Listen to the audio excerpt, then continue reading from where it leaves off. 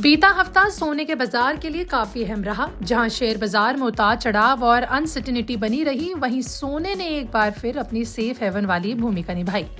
हफ्ते की शुरुआत में सोने के भाव थोड़े दबाव में जरूर दिखे, लेकिन जैसे जैसे ग्लोबल मार्केट में चिंता बढ़ी, निवेशकों का रुझान दोबारा सोने की तरफ बढ़ता चला गया।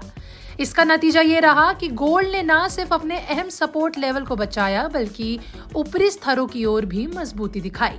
आज के गोल्ड वीकली आउटलुक में चलिए इस पर बात करते हैं। इस हफ्ते सोना घरेलू बाजार में करीबन 1.44 लाख से लेकर 1.48 लाख प्रति 10 ग्राम के दायरे में घूमता रहा।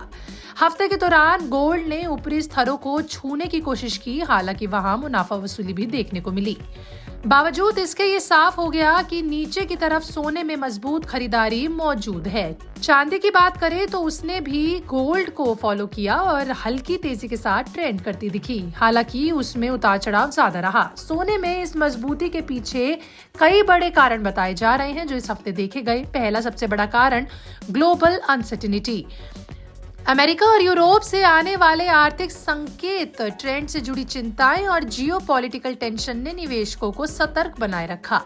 जब भी शेयर बाजार में डर बढ़ता है, निवेशक सबसे पहले सोने की ओर रुख करते हैं और इस हफ्ते भी यही देखने को मिला। दूसरा बड़ा फैक्टर ब्याज दरों को लेकर असमंजस रहा।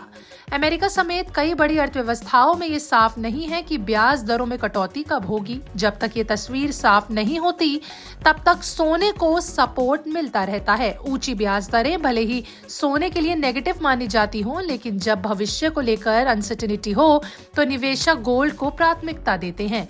तीसरा कारण रहा डॉलर और बॉन्ड यील्ड्स की चाल। इस हफ्ते डॉलर में ज्यादा मजबूती नहीं दिखी और बॉन्ड यील्ड में भी सीमित उतार चढ़ाव रहा। इसका सीधा फायदा सोने को मिला। अगर डॉलर बहुत मजबूत होता तो सोने पर दबाव आ सकता था, लेकिन ऐसा नहीं हुआ।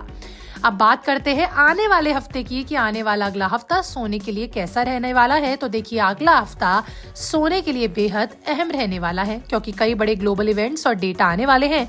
अमेरिका के जीडीपी, महंगाई और रोजगार से जुड़े आंकड़े बाजार की दिशा तय करेंगे। अगर ये आंकड़े कमजोर आते हैं तो सोने में नई तेजी देखने को जरूर मिल सकती है। ऐसे में गोल्ड अपने पुराने हाई लेवल को दोबारा टेस्ट कर सकता है। वहीं दूसरी ओर अगर अमेरिका से मजबूत आर्थिक डेटा आता है और ब्याज दरों को लेकर सख्त संकेत मिलते हैं तो सोने में थोड़ी नरमी आ सकती है। हालांकि जानकारों का मानना है कि बड़ी गिरावट की संभावना फिलहाल कम है, क्योंकि नीचे की तरफ हर गिरावट पर खरीदारी देखने को मिल रही है। निवेशकों के लिए इस समय सबसे जरूरी बात है सतर्कता और संतुलन। जो लोग लंबे समय के लिए निवेश करते हैं, उनके लिए सोना अभी भी एक सुरक्षित विकल्प बना हुआ है। वहीं शॉर्ट टर्म ट्रेडर्स को ग्लोबल संकेतों पर पैनी नजर रखनी होगी। कुल मिलाकर कहा जाए तो बीता हफ्ता सोने के लिए सकारात्मक रहा और आने वाला हफ्ता भी वोटिलिटी से भरा रह सकता है। देखिए, जब तक दुनिया में आर्थिक और राजनीतिक अनसर्टेनिटी बनी रहेगी, तब तक सोने की चमक फीकी पड़ने के आसार कम ही रहने वाले हैं और नजर आएंगे। आपका इस पर क्या कहना है?